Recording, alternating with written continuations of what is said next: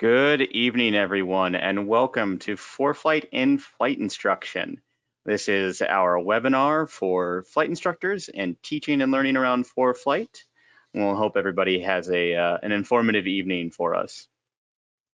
Before we get started, those of you who are not familiar with the GoToWebinar panel, you do have a question section down near the bottom where you can pose questions, and our support staff is standing by. We'll take a few minutes at the very end of the presentation for some Q&A and try and get as many of those questions answered as we can. We do have a 30-second survey that we'll send to you after the webinar is completed. And this webinar is recorded, and a follow-up link will be sent to you with this recording. Hi, I'm Susan DeCastro, part of the pilot support team here at ForeFlight. Also, I've been a CFI for a long time, and I've also done a little bit of charter and corporate flying. And I'm really excited to get to talk to you tonight. And I'm Thomas Daugherty. I'm the logging team product manager. I am also a II and commercial multi. So real excited to get to talk some instruction near and dear to, I think, both Susan and I. So as we look at what we're going to go over today, we've got a What's New section, great overview of some of the new features that we've managed to put out recently, and discussion on sort of general EFBs and best practices. Then we'll look at some of the teaching with ForeFlight Mobile EFB tips and tricks, a couple of post-flight tools, and then we'll have plenty of time for questions and answers at the end. So I just want to start out kind of mentioning that over the past 2 years, we've had a lot of releases. We have a release every month, so that's added up to 24 new ForeFlight versions. And that is added up to over 100 new features. I'm going to dive in and show you a few of those, some of the most exciting ones. So first, we've added some really great weather and planning into the profile view. If you take a look at the profile view here, you can see right out of the gate, we get terrain and obstacles along this particular route. And then we've added in the capability to overlay some layers on top of that. You have the layer selector there. And if I add airspace in, I can immediately see how the airspace looks along this particular route of flight. The next option you'll see there is icing. And to add the weather features in, you do need to have the Performance Plus subscription of ForeFlight. But you can see the icing adds kind of those blue shapes in there, so I get a real clear picture of where I might encounter icing. And then I can add turbulence in as well. It looks like on this flight, you see the yellowish color indicating a little bit of light turbulence towards the beginning and the end of my flight. It looks like the middle there is going to be pretty smooth. And then lastly, I can also add in clouds to this picture, so I get a really complete view of what weather might impact this flight that I have planned here. The next thing I want to show is similar features that have been added into the 3D preview. Again, if we go back to our route and we select the 3D view button there, you'll see as we take off from our departure point, in this case it's LAX, we have a great view of some of the obstacles that are there on takeoff. And then as we come around on our route, you get like this amazing feel for what the terrain looks like coming up out of LAX there. What we've added over here in the layer selector on the left is the icing and turbulence. So let's take a look at turbulence. When I do that on the right side, I can choose an altitude. And then you'll see these blocks over here on the right indicating where there's some turbulence, not at my altitude, but I get a good view for where it is. If I switch that over and look at icing along my route, I can see in these blue blocks where there's icing, again, kind of below my altitude, but I get a good feel if I need to descend down that there might be icing there. When I think back to listening to a briefer talk about an air met and describe where it is, this kind of awareness is just really, really amazing. The next forecast is the global daily and hourly forecast that we added in. We did this in conjunction with the weather company. And if you go take a look at our airports page, you'll see a new option there called daily. When you select that, you're going to get kind of a a daily forecast that's good for kind of the rest of your life for 10 days out into the future. And you'll see there it's giving me temperature and kind of if it's going to be cloudy or sunny. But if we tap into that, we get some really great details for each hour of that day. So you can see here we've added in the aviation piece where you can see if it's VFR or IFR, and also the winds there. And you'll see here again, it's 10 days out. We can look at a specific hour, almost 10 days into the future. It gives you some great visibility into not only can I fly there, but can I fly back when I want to come back. And I found I've started using this forecast every day to check what the temperature is going to be for my morning fitness class or for my kids' soccer games or whatever. Another nice thing about the daily forecast is it's not solely tied to an airport. You can get it for any point on the earth. And here I've selected like a random spot out in the middle of Wisconsin, and I've got the same daily forecast for that random spot out there. We've had a lot of weather features recently. So the dynamic winds and temperatures is a really impressive feature. You'll find it as a new layer on the map page. You see we have the winds and temps and winds with speeds there. When we put that into motion, you'll see the white particles kind of moving, showing the wind flow, and the coloring here is showing you temperature on this layer. You also have a altitude selector on the right, so you can look at this at different altitudes. And if we switch it over to the winds with speeds view, the coloring is then showing you speeds. I heard a really great story recently from a pilot who flew over the North Pole earlier this summer.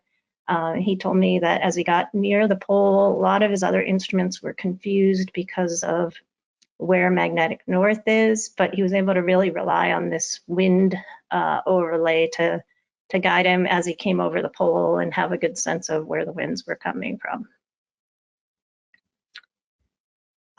Adding holding patterns is something that customers have been asking for years. So we've gone ahead and added that into the app now. You'll find it under the Procedure Advisor. And if you select the Procedure Advisor, you'll find holding pattern is an option there. And as soon as you select that, you find options for choosing a fix and what your course, inbound or outbound course, the distance of the hold, and whether or not it's left or right turns. And once you add that into your route, you'll see you then have that holding pattern showing on the map clearly, making it super easy to fly that pattern. And if you need to do a teardrop or parallel entry, it will depict that as well. So it almost feels like cheating, really. The timer is something that customers have been asking for also. I keep saying this, if I had $1 for every time a customer asked for a timer, I would have a really nice airplane right now. So if we find the timer on the More tab, and when we open that up, you see the timer right there at the bottom. You have a couple options to select. With the up arrow, it's going to be a count up timer. If you tap the arrow, you can then change it to a countdown timer and select the amount of time you want to count down from. And then when the time runs out, you will get an alert showing you that the timer has expired. Taxi routing is a new feature we've had to help you out with your ground transportation. This feature is part of what we call ForeFlight Labs. It's a special add-on. If you have the Performance Plus feature, you need to enable this on your accounts page. But once you have it enabled, one of the places to find it is when you're looking at a taxi diagram, you'll find this taxi route button. And this opens up an editor where you can add in your clearance, basically. And once you have your clearance added in, you'll see ForeFlight's drawn a little map, drawn on your diagram, what your taxi path is. and it's colorized it to indicate some areas where you have a hold short instruction. This carries over to your taxi diagram here, as well as to the aeronautical map. Here, if you zoom in on the aeronautical map, you can see the taxi diagram or the taxi route right there as well. Custom tab bars is kind of like a hidden gem feature that we added. It's not real flashy, but it's super useful. So you find this over on the More tab again, and once you've selected More, you'll see at the top there the Edit tab order. So if I'm someone who doesn't really use imagery much, but I use checklist a lot, I can go ahead and move imagery kind of out of the view, and now I'm going to move checklist up to be more prominent. And you can see as soon as I've done that, if you look at the tabs at the bottom of the screen, now I've got checklist over on the left and imagery is moved out of the view. This is super helpful, especially if you're using an iPad in portrait mode or an iPhone. You can reorganize the tabs to make the ones that are most useful come into view for you. Logbook on web is something we've added recently. So you now have the ability to add entries into your logbook right from our website. You can use your keyboard and your mouse, and you're not tapping away at your iPad. It just makes it a lot easier to get those entries into your logbook. You won't procrastinate as much when you have the ability to do it on your computer. And then the last feature I want to talk about is Augmented Procedures. We sort of see this one as kind of like a vision into the future. So let's take a look at our route here, and we'll see that have this route. I'm going to select an approach, and when I get into my approach, I'm going to select an ILS here. And this ILS is asking me for a transition fix. So let's select the Concord transition. And as soon as I do that, you'll see it opens up some options here for me to select my minimum. So I can define my category, the A, B, C, or D, and whether or not all the equipment is functional, like lights. And then I'll select there which kind of category I fall into. So let's do the Cat 2 approach. And you see, as soon as I do that, it's added a little magenta badge indicating my minimum of 176 feet. So if I add that into my route, you see clearly here it's added all the waypoints along with any altitude restrictions in those little gray banners. And then my actual decision height is in the magenta banner. Really, really helpful. You don't have to go panning around the plate to see your minimums. Then we can also view this in the 3D view, which is really cool. Such a great way to see what it's going to be like, what you're going to be visualizing as you approach this airport on this particular approach. That is a ton of features to run through. Thank you for going through all of this, Susan. It is pretty amazing what we've been able to put out really over the last 2 years here. I don't think that there is any doubt that ForeFlight would be slowing down on its features. We are just cranking things out. So let's move on and talk about electronic flight bags, sort of the category of device that ForeFlight falls into. We really think of ourselves as an integrated flight bag because we handle so many things like your logbook and your checklist and all of these other things to connect to your aircraft. But we want to start it off with, what are the legal requirements of flying with an EFB? Is this something that I can take into my aircraft? You're going to want to look this over with yourself and your students. What are my FAA regulations? Is it different if I fly in Canada? And some things to keep in mind is, do I need any sort of secondary backup or anything like that? But the real question is it legal for me to use ForeFlight Mobile EFB with my Apple device as the sole source of publications inside of the cockpit?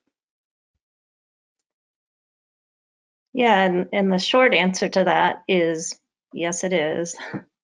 But if you're someone who needs to have some verification there, we can dig into the regulations a little bit. And here's the regulations you want to look at. 9121 talks about the use of portable electronic devices. The AC 9178 provides guidance for replacing paper charts and other documents with portable EFBs. And then AC 12078 allows for electronic signatures, record keeping, and electronic manuals.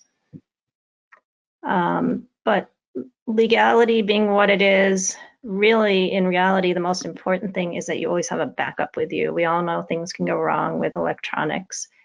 So please have a backup. ForeFlight allows you to have 2 iPads and 1 iPhone, or 1 iPad and 2 iPhones. So there's no excuse for not having some sort of backup in case you have an issue. Yeah, it's really helpful to have those extra devices and have those ready to go for you inside of the aircraft. So now that I'm legal, I know that I can take an EFB with me. Why do I want to do so? Well, we want to maximize your situational awareness inside of the aircraft so that you spend less time trying to figure out where you are and more time enjoying flying and making that flight training much more efficient for your students. Let you pay attention to your student and spend less time on the ground, more time, really what they're paying for, learning how to fly in the airplane. Yeah, and I'm old enough to really remember this kind of scenario. When I learned, I'd have the chart out and the book and the plates and everything, and that was really the only way you could plan a flight back then. And many of my students planned flights this way. So I've come to the point where every day I'm super amazed at where we've come, and it's really impressive to think that all of these documents and tools and more can now be really in this kind of a view. It's really pretty amazing every day. Yeah, I remember that first flight bag just being crazy heavy and still not being able to find everything I was looking for at a moment's notice. And ForeFlight does such a great job of cleaning that up. Yeah, so let's move on and start. Now that we know it's legal, we know why we want to do it, let's talk about some best practices for your EFB. First off, as an instructor, you want to make sure you're a subject matter expert here before you start teaching ForeFlight to your students. So a couple places you can go to learn more about ForeFlight for yourself. We have our videos page, which has some really great videos to teach you about all the different features. We have our pilot's guide, which is in the documents section in ForeFlight. And we have other guides from everything from filing to logbook. So really make sure you dig in and that you're comfortable before you start teaching to your students. Yeah, that videos category is a great resource to give to students as well, so that they have tools to learn how to use different things inside of ForeFlight. So understanding where those references and guides are lets you give those to your students. But let's talk about when and where to introduce EFBs. I think this is a common question we get, particularly from CFIs, and it's the kind of preconceived notion that ForeFlight is an all or nothing product, that we need to turn it all on at one time, and students need to be using it from day one, and we can really be more nuanced than that. So one of the first things to think about is, are you working on sort of the very fundamentals with an early student? Do you want your student to understand kind of the concepts behind an E6B, how to do paper planning with a plotter, anything like that? Those are valuable skills that let them understand the history and the theory behind a lot of what we're doing in aviation. But once the student's gotten those skills down, once they understand how to use all of that, having them do their flight plan on that may not be as efficient use of their time as getting into the airplane and really focusing on the maneuvers that they may need more time with. Yeah, and also it's really important to really consider kind of what are your students' goals, right? So if you've got someone they're going for the airlines, no stopping them, well, they're gonna need to know how to use an EFB, and they're gonna need to know how to use it really efficiently. So you want to make sure you get them going soon and you get them knowing all of the tools it can provide. Where maybe if it's someone who just wants a private pilot license to be able to go get lunch at a nearby airport and they're not so tech savvy, you don't want to push this on them. Maybe introduce them to a few things, but they don't really need to know every single detail. Similarly, what are they going to be flying? If they're going to be flying warbirds, they're doing some sort of restoration like that, they're going to need to know about very different features than someone who's flying a jet with a glass cockpit. And also think about, what kind of training that student's doing right now. Someone in a Part 141 program, they've probably already been through some sort of ground school where they've learned a lot about an EFB. So you may not need to put so much focus on that. They're comfortable with it already. But if it's Part 61, you're going to have to really think about what you're introducing to them and when you're going to introduce it to them. Also in the same vein, there is, if they're pre-solo, you just want to get them flying the airplane in a safe manner without real distractions from an EFB. And then when they get later on into their ratings, the EFB is probably going to be more important and more of a safety factor for them at that point as well. And just beyond even where or what they're looking to fly is individual pieces of a lesson. If you're off doing a couple of ground ref maneuvers to practice with your student, probably on not have them too much inside of the cockpit. Let's get them outside, looking at the ground that we're trying to reference. Versus if somebody is working on partial panel approaches, we might be able to introduce some additional tools to them that help them interpret the instruments correctly so they can understand those skills a little bit faster. And if it's the first time we've gone out and done a maneuver, we may just do it with the airplane. We may not introduce any kind of additional things in ForeFlight, but if they're about to go out on their check ride, we want to know that that student understands everything that they're going to use inside of the EFB in case that check pilot is going to ask them to demonstrate a particular skill using that. Yeah, so let's think about some places where we can start really integrating the EFB into flight training. For one thing, you definitely don't want to introduce everything at once. Let's make it progressive. And I think a great place to start is showing them the airports page, the airport information. They can start to learn how to read METARs and TAFs and frequencies, and then dig into more and more details about airports there.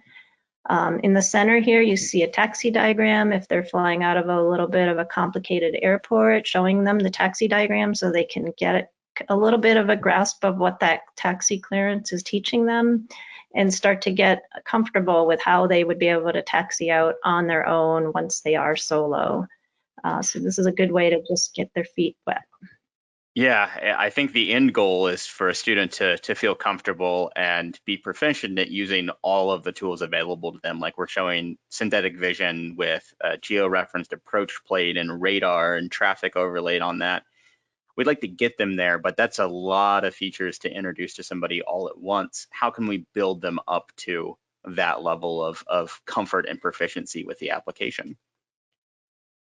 So to get them there, we want to go ahead and basically give ourselves a training course outline, the same way that we are going to want to understand how we take a student from 0 flight time to getting their rating. How are we going to take them from 0 EFB experience to safe, proficient users of the application? So we want to give them some standards, what we're expecting out of them for how they're using the program, the same way that we do for any of the maneuvers that we want to teach them. We want to set some benchmarks throughout their entire flight training with us to, how they're progressing so they understand that they really are making progress and not plateauing anywhere. And we want to give this information to them ahead of time so that they have time to go through and watch those videos and read the pilot's guide and prepare for those skills before we get them, out in the real world trying to use them. Yeah, so the documents feature in ForeFlight is a really great place to start your students. We have a great collection of documents, especially in the FAA section. All of the handbooks that they need to start reading to learn about aviation and flying in general are right there at their fingertips. They don't need to go out and buy a whole bunch of paper books.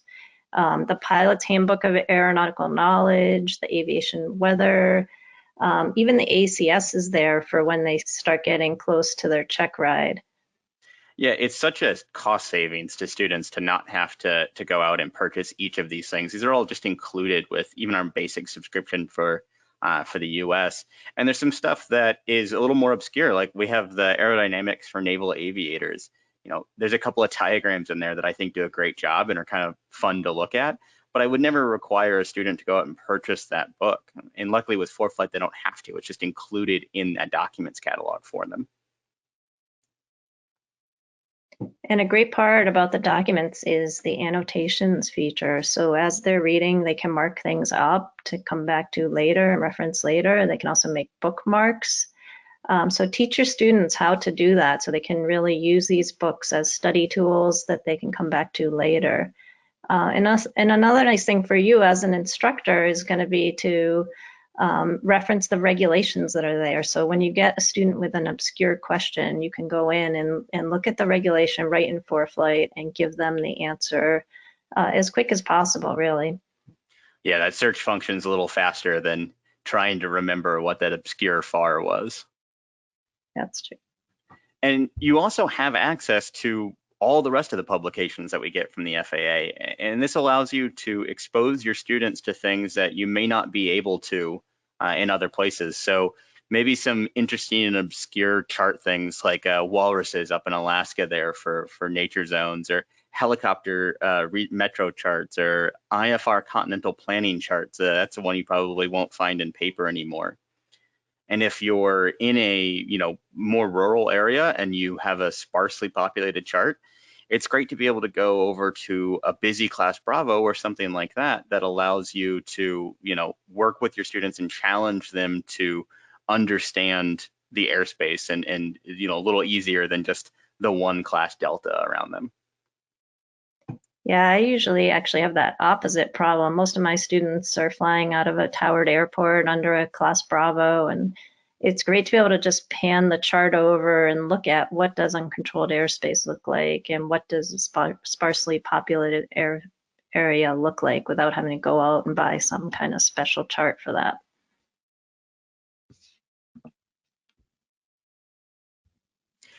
And then, on each individual flight, we can do so much to pre-brief visually that we couldn't do ahead of time. So as we're explaining concepts like, an ARC to an ILS, we can look at a great example of a very tight, short arc here.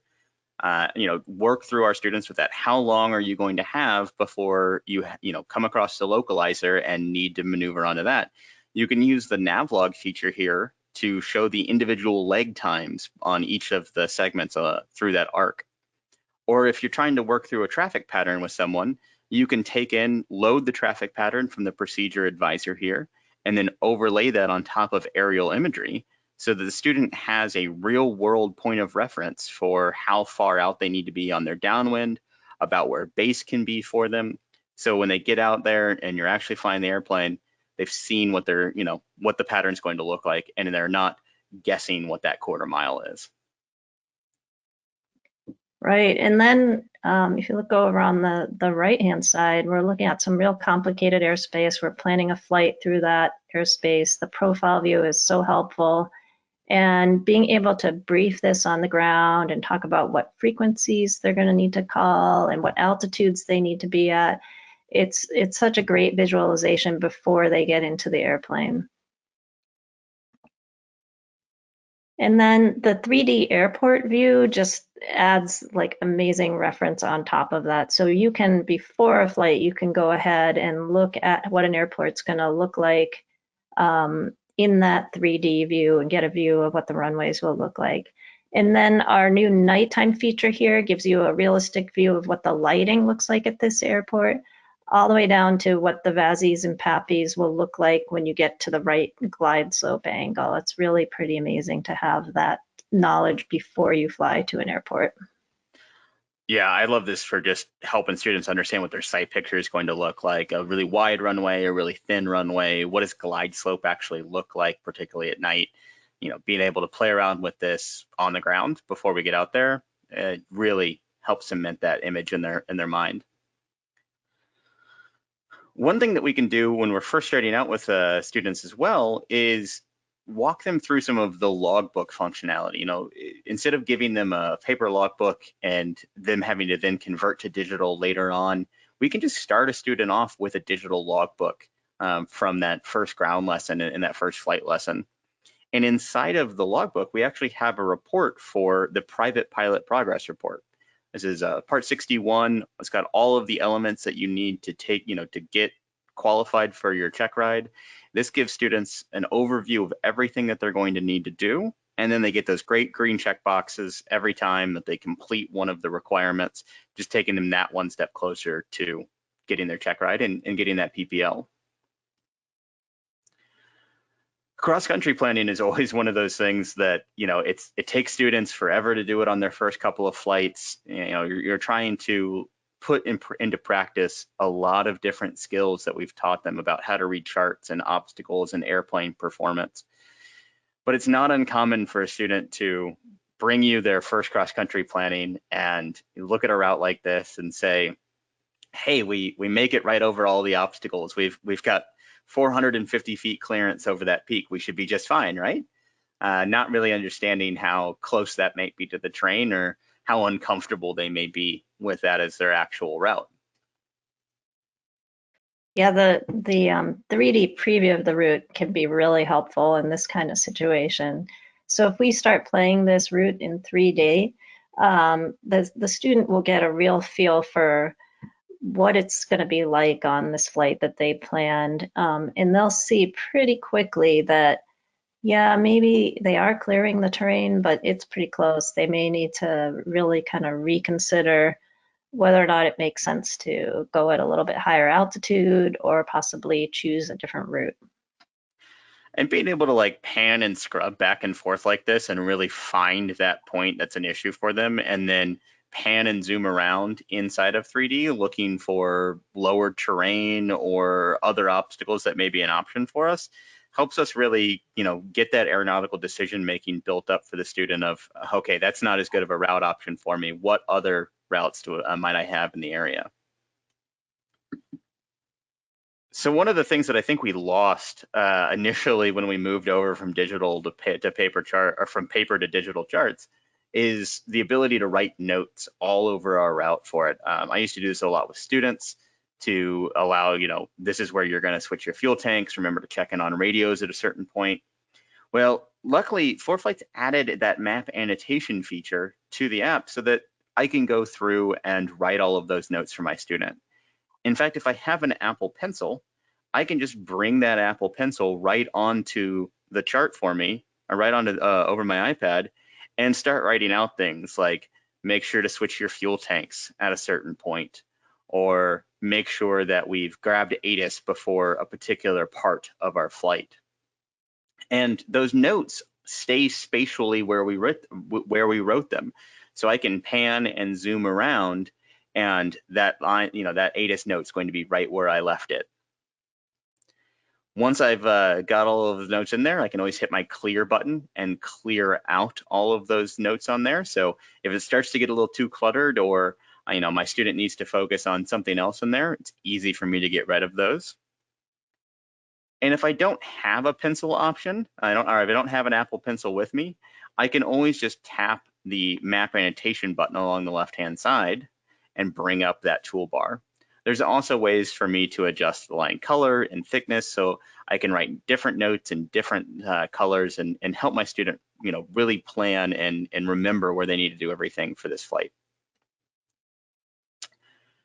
And once we've got a cross-country plan like that, I'm probably going to want to follow along with it on my iPad as well.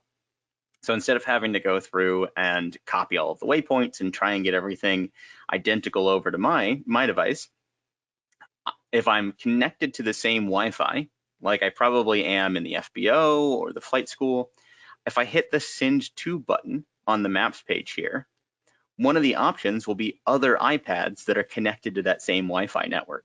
So if I select the other iPad, it'll just receive a pop-up notification letting me know that I have a new route and I can load that directly onto my device.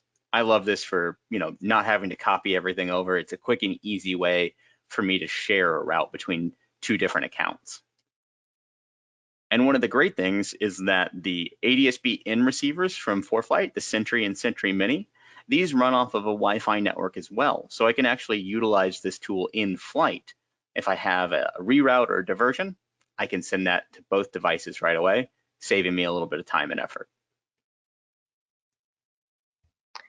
Yeah, now that we've briefed for our flight, we've got a really thorough briefing and we've planned our route, let's get into the actual pre-flight part of our flight. So keep in mind that your iPad in ForeFlight is like any other aircraft system. You really need to have a checklist to make sure that those items are ready for your flight as well as the aircraft. So we've got a little EFB checklist for you of some of the things that you're going to want to take a look at. The first one is to check your software here, both ForeFlight and the iOS operating system on your iPad or your iPhone. And we don't actually recommend that you set these to auto update. We want you to update these when you're at home and you have an opportunity to review any sort of changes that are in here. So that way you don't have a new feature that you're unfamiliar with and getting exposed to it for the first time in the aircraft. But check to make sure that you are updated if you've got time to review those features and that everything is up to date for you.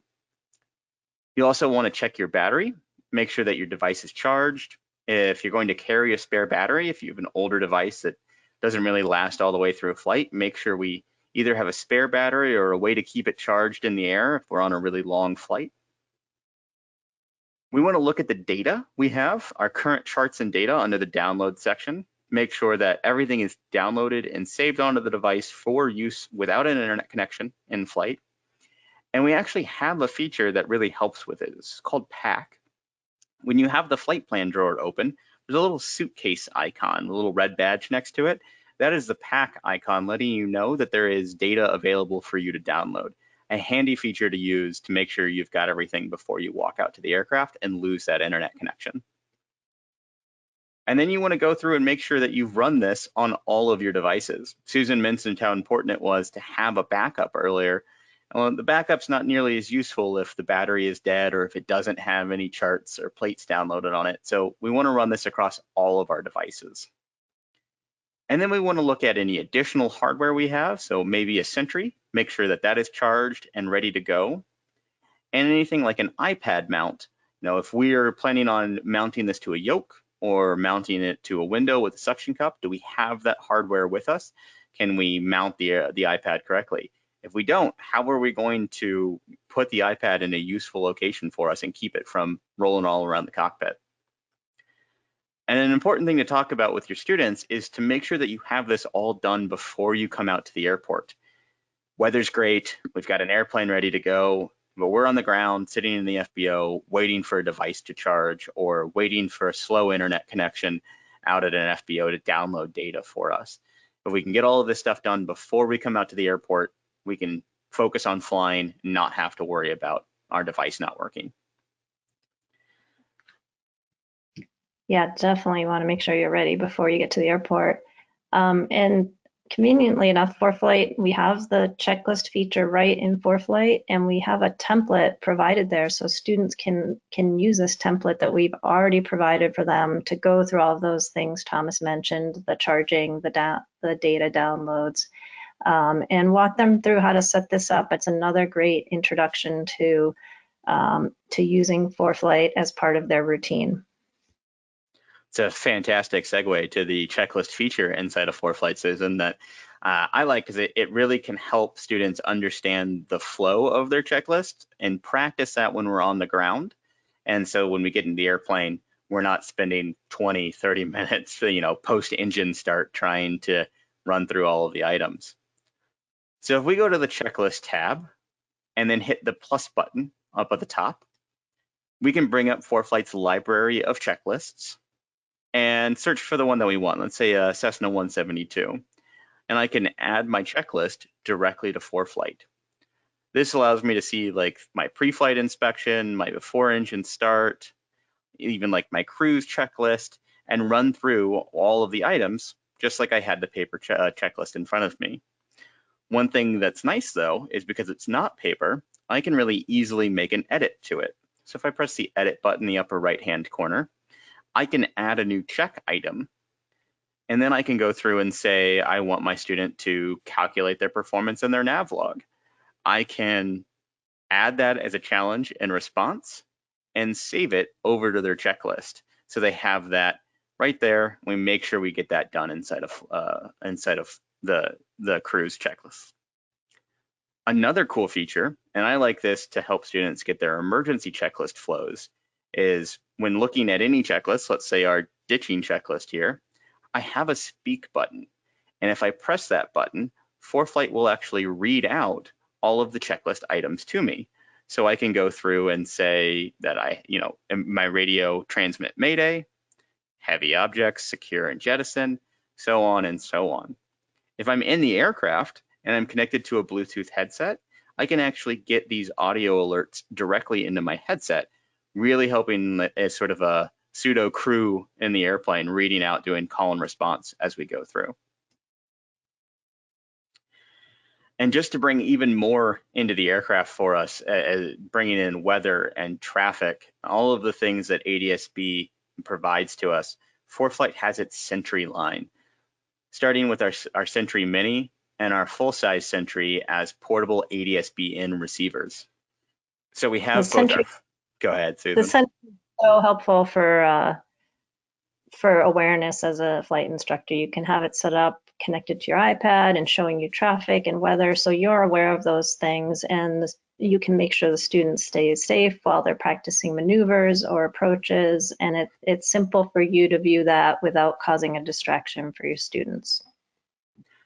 Yeah, I think having that in-flight traffic there and giving your students some refinement when they get a radio call for traffic 3 o'clock, and then being able to point out where that traffic is from ADS-B really helps them, understand where that search is, and just make it that much faster for them as they're searching visually for traffic outside the airplane. Yep. So now we've briefed, we've pre-flighted. Let's get ready to go flying and look at some tools in ForeFlight that we can use in flight. So we mentioned that ForeFlight is all about adding to that situational awareness, and here's a great example of this. I've turned on breadcrumbs as one of the settings inside of ForeFlight, and now as we fly around, this green line is going to be left behind my aircraft in flight. This is great for real-time feedback to my student. So as we go through a particular maneuver, maybe we do some clearing turns and then into some steep turns, my student has immediate feedback into the quality of that maneuver. And if something happens, like let's say we get distracted and get off altitude or pull too tight through the turn, we can see that reflected as part of the maneuver and show that to the student about why that's so impactful on their route of flight. I think this is really handy to have, like I said, in real time inside the airplane.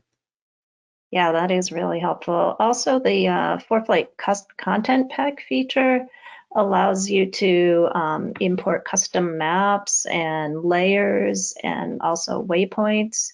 And so this kind of thing that we're looking at, a custom layer that shows practice areas for a certain airport.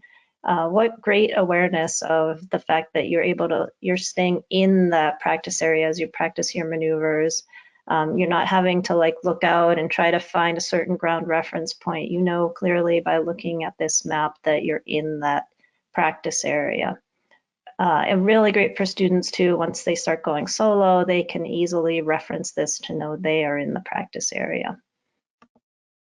And then if you add synthetic vision into this view, as an instructor, again, it's helping you to remain aware of obstacles and terrain and traffic as well, while your students might be slightly distracted. And then eventually you want to teach your student how to use synthetic vision, just in case they have that emergency where all of their instruments fail.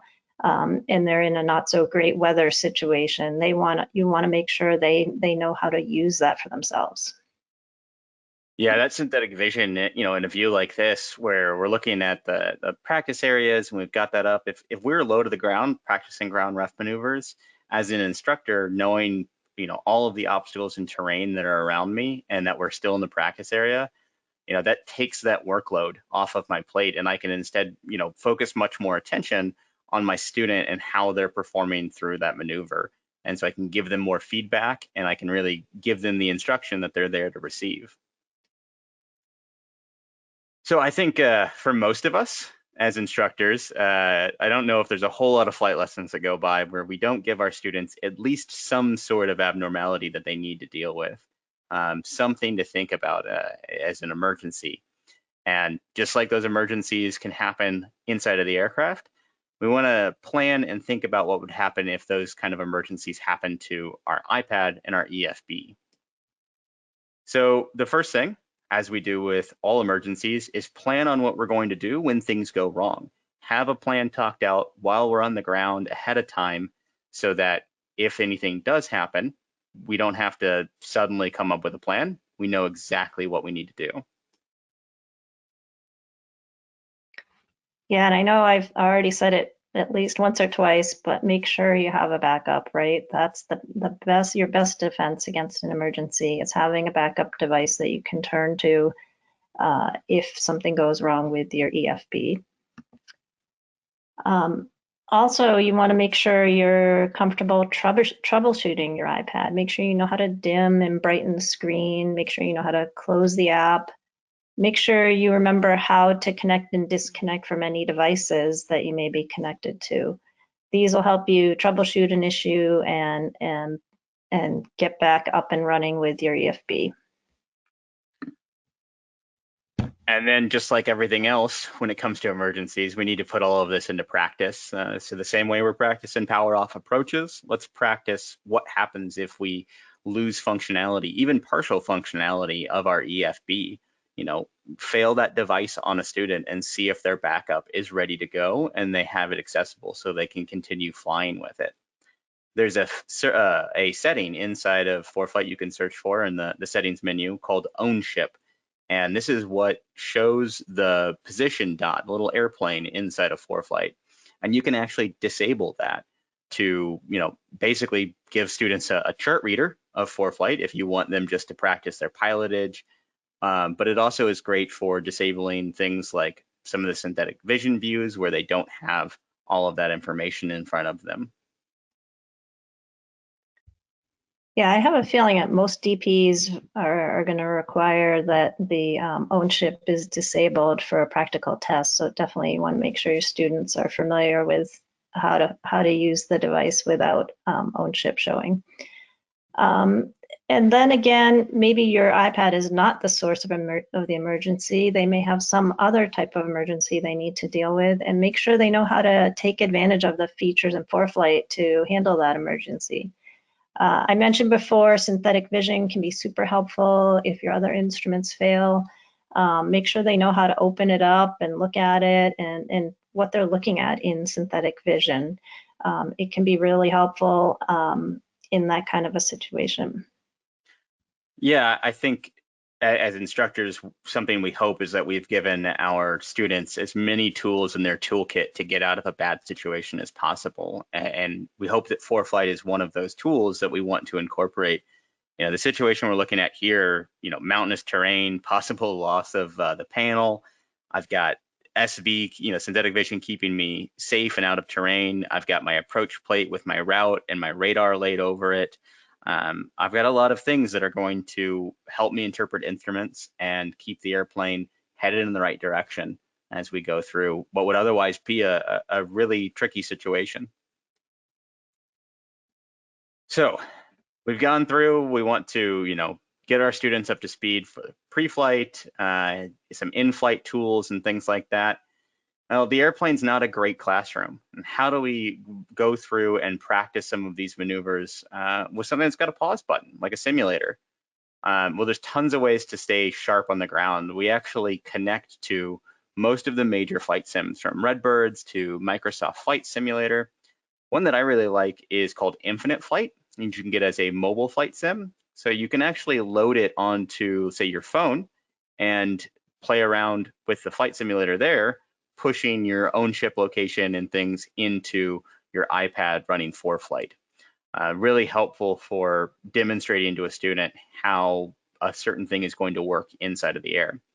We actually have a whole webinar on connecting ForeFlight to simulators, and you can check that out in our video section, and that'll walk you through how to get all of these things set up. So now we've briefed, pre-flighted, we flew our flight, and let's take a look at some tools you can use after your flight for debriefing.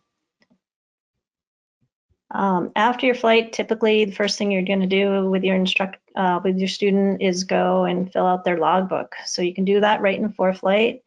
And if you've recorded a track log, it will automatically create a draft for you of that flight along with a great map view of the flight. So you can go through that and then look at the track log metrics as part of your debrief. Yeah, this is so helpful because you can get your altitude, your speed, your pitch and bank. If you have the full-size Sentry with the AHRS chip in it, you can record that pitch and bank information.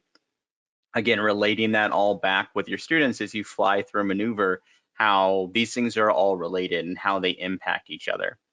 One of the things that I like about this is sometimes as an instructor, we get a little focused on walking our students through a landing, and was that 6 landings or 7 landings that we did on that last flight? Well, luckily enough here, we can zoom in and actually count and see all of the landings we did at this particular airport. This is actually a flight review of mine from a few years ago. We can go in and see exactly how steady my traffic patterns were, how my speeds were across everything, how everything was impacted. Yeah, I think I can even see where you might have had a power off landing pulled on you there, Thomas. Yeah, good old last landing there, a little shorter there. We can see a steeper approach and cuts in a little closer to the airport for the pattern. So even to that level of detail, it's really helpful to post brief with your students using their actual flight, using their track log. And then we can take that whole thing one step further as we go into, another 3D feature that we can use with our students, where we can take that same track log with their AHRS data, their pitch and bank, and view that over the same globe that we pre-briefed their flight with. So we see our approach here. How is our angle? How is our approach path? Are we over-correcting? It's just one more way to really cement those concepts in our students' mind. Yeah, and lastly, in the logbook, we have some tools that are just specifically for instructors.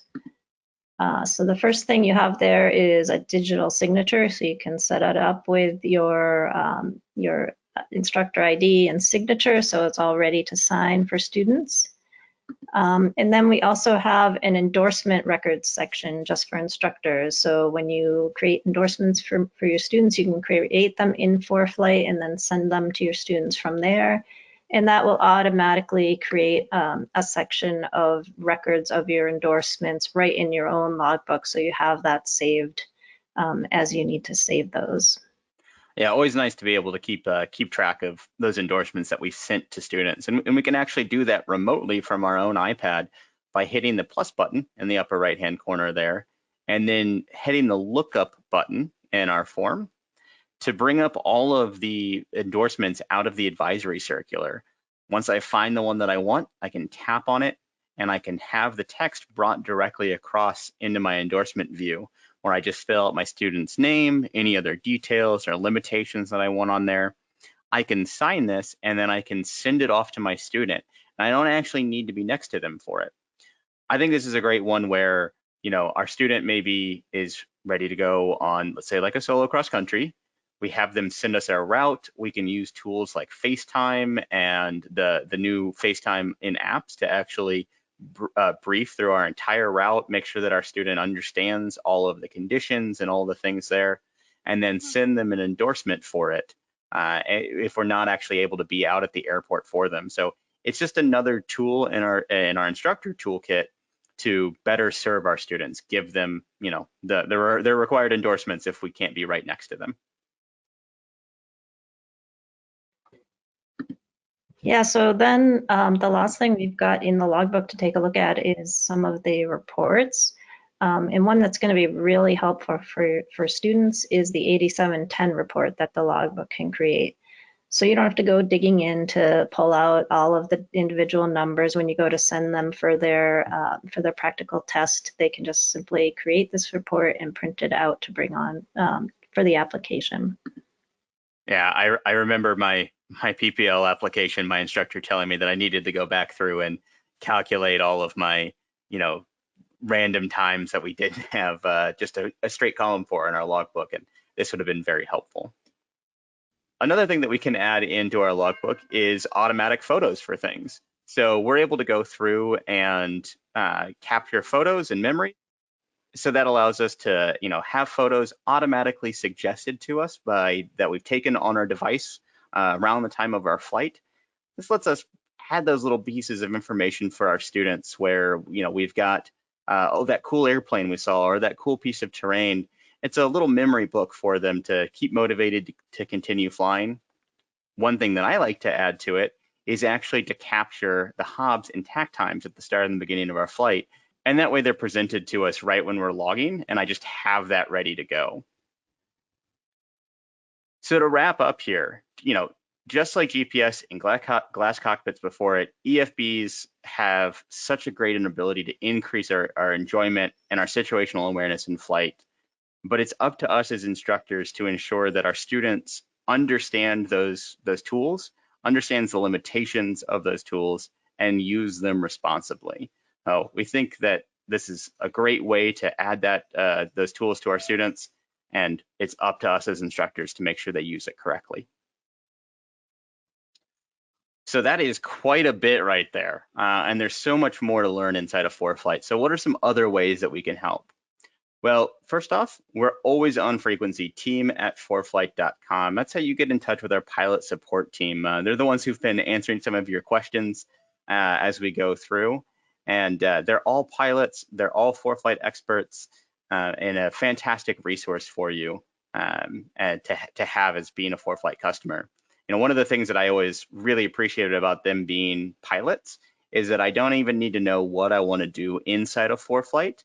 I just tell them what I'm trying to do in the aircraft, and they've been there. They understand how to give you different tips and tricks that'll work for you. Yeah, so I just want to wrap up, just kind of do a quick touch on our subscription plans. We've got 3 different plan levels. The basic, Pro Plus and Performance Plus, you can see the pricing there, and on our website you can dig in more to what's included with those. Each of those includes one region, one geographic region. If you wanted to add another, like Canada, it would be another $100 per year. The great news for all of you flight instructors is that we do have a discount option for flight instructors. If you're a member of NAFI or SAFE, and NAFI being the National Association of Flight Instructors and SAFE, the Society of Aviation and Flight Educators, then you'll get a discount within ForeFlight. I think it's a 33% discount, so it's really worthwhile to be a member of one of those groups. And it helps us to really recognize the importance of flight instructors and their role in creating competent and proficient and safe pilots. So we really appreciate flight instructors. We appreciate you coming to this, and we want to recognize you with that discount. And now we'll hop into a couple of questions that we have from everyone. Remember, you do have the questions panel down below, so feel free to ask us anything. If we don't get a chance to answer your question today, remember that you can always reach out to us at team@foreflight.com and ask your question there directly. I'll leave the rest of these resources up here of ways that you can learn more, and we'll hop right into it. Susan, you want to go ahead and read me that first one? Sure. So where did the checklist templates come from? Are they directly from a POH, or are they made by users? Yeah, do you want to take that one? Sure. So checklists, the templates that we have in there are directly from POHs. You can always, Thomas kind of demonstrated how you can modify them and make them useful for yourself. You can add or subtract little items, but the templates are definitely a great place to start from, and they do come from the POH. And I'll just add to that, if there is an aircraft not in that catalog and you'd like to get it added, you can always just write in at team@foreflight.com and add that as a feature request. And we do go through and add new ones from time to time. So the next question here is, how power hungry or how much heat will ForeFlight generate in flight? Do you recommend a fan for the tablet? What we find there is the biggest contributor to heat is screen brightness. So if you're able to dim the screen, that is a huge help with heating. Obviously, try to keep your iPad out of the sun as much as possible, and try not to have like a big heavy case on it. A fan can help, and there is a case you could buy that has a fan that can definitely be helpful. It depends a bit on your situation, but if you're able to dim the screen brightness, that's helpful. And the newer iPads are much more heat efficient as well, so a newer iPad can be helpful too. Yeah, I think the screen brightness one is a great tip. A lot of us, want to turn that brightness all the way up because it really makes the device look so great and easier to read in direct sunlight there. But it's kind of like running the engine at red line. And if we can pull back just a little bit on the dimness, it's really not any harder to read in sunlight. And it's, bringing it back to that 2700, you kind of have a much easier time on the device. So I'll take the next one here. Are the instructor tools going to be added to the web interface? So this is asking about the web logbook that we recently added. So we've been going through and adding, more and more of our logbook functionality to the web. We recently brought over the ability to input your entries, look at your drafts and requests, as well as the import and export tools that we have on there. So instructor tools are definitely on our list. We'll continue to build out new functionality of the web all the time in there.